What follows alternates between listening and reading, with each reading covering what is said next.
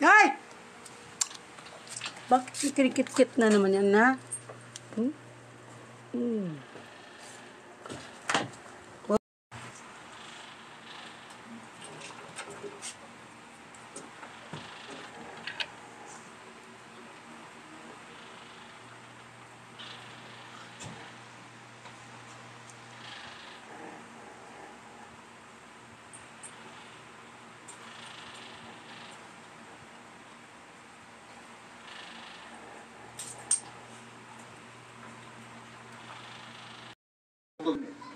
Mag-coordinate sa mga local government unit kung meron silang nakikita mo labas-pasok sa mga known address. Inutusan naman ng Korte Suprema ang komite ni Senadores Ontiveros na magkomento sa loob ng 10 araw kaugnay sa petisyon ni Go na huwag na siyang ipatawag sa mga pagdinig tungkol sa mga iligal na pogo at ipawalang bisa ang sabina sa kanya ng Senado. Samantala, nagkaisa naman ng ilang ahensya ng pamahalaan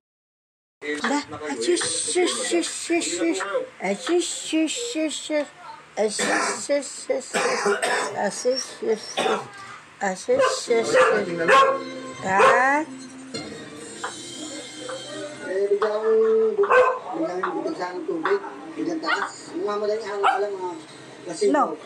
Tayo. Napagulang dulot ng kabaga.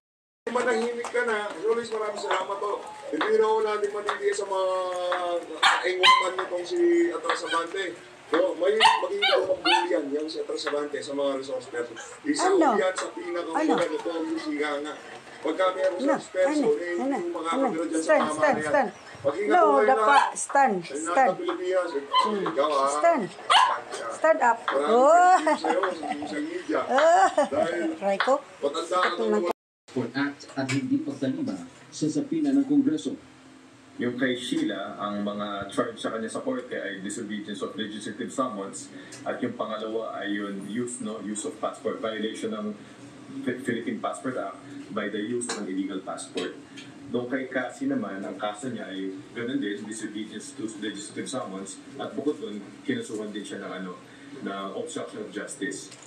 Ayon kay DOJ Undersecretary at nakakatuwa. Akala niya, kailangan po malaman ninyo, kung totoo na in aid of legislation po ito, nakapagpasa na po sila ng panukalang batas October 11, 2024. Batay pa nilang tuloy. Meron na pala. Kung hindi na in aid of legislation, may tapos na, di ba? Ay nahanap po yung makagawa ng batas tungkol sa EJK. Nagawa niya. Naipasa October 11, 2024. Kaya na tumigil. Meron ka ba gustong gawin siguro? Hindi ba? Thank you so much po. Garot na naman ang makulit dalawa. Sana po soon, mabayaran ko rin po. Alam ko naman po talaga, hindi po talaga totally mababayaran. Pero sana po kahit po kaunti maalala po yung ano. Kasi ganyan nga po nung ginagawa po ng anak po ng kasama mo ang sasama po naman sinasabi na mamatay ka na, gano'n. Sure? Opo. Kaya palagi po kami, sinasabi na po kami na sa truck daw po, baka maanan daw po kami ng truck yung parang sa gitna ng lugar. Kasi hit na hit po kami kasi makapastupa lang po kami. Kasi wala nga pong bahay. Parang inapitan lang talaga kayo doon. Ano yung mga sinabi sa inyo? Ano na ang naman? Nasa na tayo ng ganyan? Siyempre po nalungkot na po kayo ng mga kasi ano po ganyan. Kung ikaw ba naman, sasabihin ko ng pamilya ng gano'n. Opo.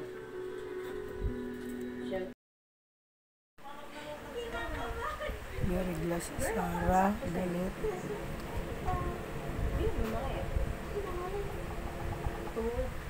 Oh my God, nakikis ka.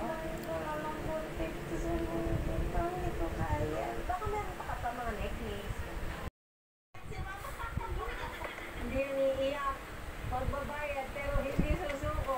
Pwede po yung magbayad. Ayun, ay sakit nyo na.